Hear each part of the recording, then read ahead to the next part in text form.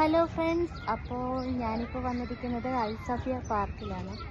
കുറേ ദിവസങ്ങളായിട്ട് അങ്ങനെ പുറത്തോട്ടൊന്നും പോയിട്ടുണ്ടായിരുന്നില്ല.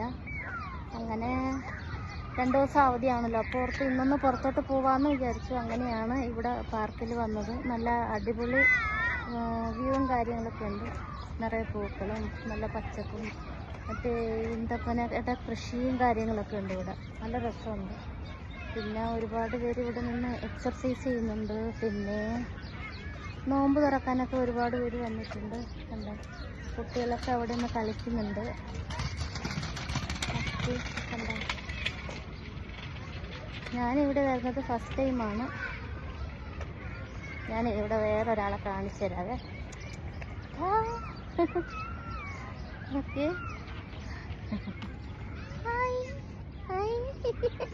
കണ്ടോ, പൂന്തോട്ടത്തിലൊരാളിരിക്കണം. നോക്കിക്കേ, നല്ല അടിപൊളിയായിട്ട്. നല്ലൊരു സുന്ദരി കുട്ടിയാണോ കുട്ടനാണോ എന്നറിയില്ല.